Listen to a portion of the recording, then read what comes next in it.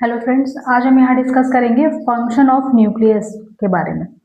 ठीक है, तो देखिए मैंने यहाँ साइड में न्यूक्लियस का डायग्राम भी बनाया है, जिसमें मैं पहले आपको बता चुकी थी कि जो इसकी आउटर मेम्ब्रेन है वो है न्यूक्लियर एनवेलप या न्यूक्लियर मेम्ब्रेन।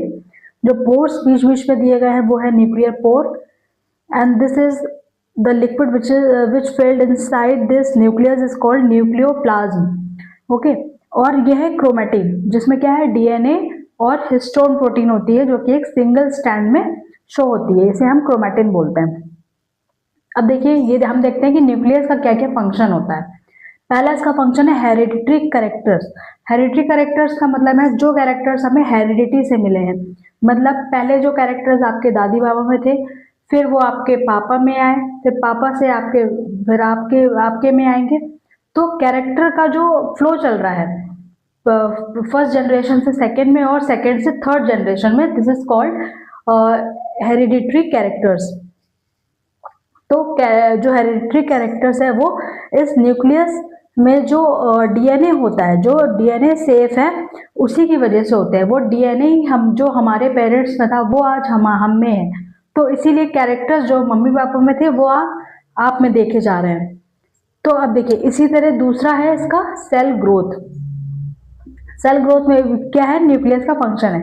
सेल ग्रोथ का मतलब है जब सेल, वो life span of overall cell, मतलब सेल जब आपकी पैदा हुई और उसके बाद पूरा सेल का लाइफ स्पान, और लास्ट में जब वो सेल डेड हुई, तो बीच में जो उसकी ग्रोथ चली है वो क्या है, वो क्या न्यूक्लियस के फंक्शन पे आता है। उसके बाद आता है सेल डिवीजन। और जो सेल डिवीजन होता है ओवरऑल ऑर्गेनिज्म का, हमारी जो बॉडी में जितने भी ऑर्गेनिज्म है उनमें जो ग्रोथ होती है वो सिर्फ सेल डिवीजन की वजह से होती है। अगर सेल डिवाइड कर रहे हैं तभी आपका ऑर्गन, जब आप छोटे होते हो तो आपके ऑर्गन छोटे होते हैं, हाथ पैर आपके छोटे हैं, और फिर जैसे आप बड़े हो गए तो आपका हाथ पैरों का साइज भी बढ़ेगा। तो ये किस लिए है, क्योंकि सेल डिवाइड कर रही है, सेल डिवीजन हो रहा है बिकॉज ऑफ न्यूक्लियस। तो न्यूक्लियस क्या करता है, सेल डिवीजन में भी काम करता है। इसके बाद आते हैं डिफरेंशिएशन। डिफरेंशिएशन का मतलब है जब सेल डिवाइड करती है तो वो अपना काम अलग अलग सेल्स को बांट देती है। मतलब कि सेल्स, जैसे ये एक सेल्स थी पहले, यहाँ देखते हैं एक सेल थी, अब इसने डिवाइड करना शुरू किया। तो ये देखिए, ये सेल जब डिवाइड करेगी तो कई सारी सेल्स बनाएगी।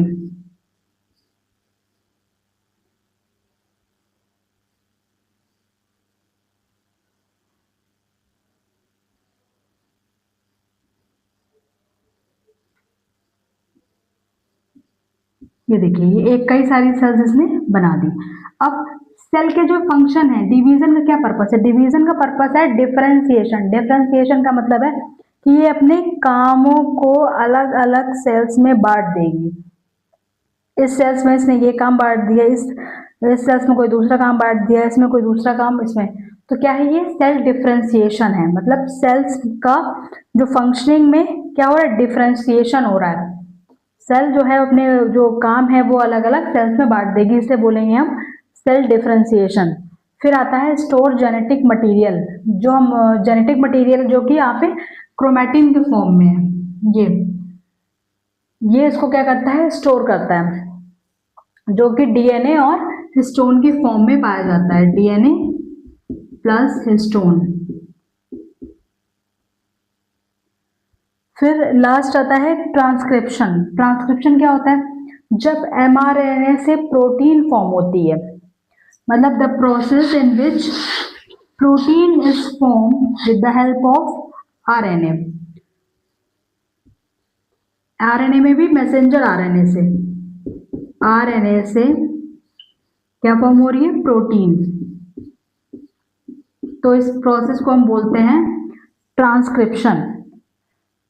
तो जब प्रोटीन फॉर्म होगी, जैसे हमारी बॉडी में प्रोटीन बनेगी, हमारी बॉडी की फंक्शनिंग वैसे ही होगी।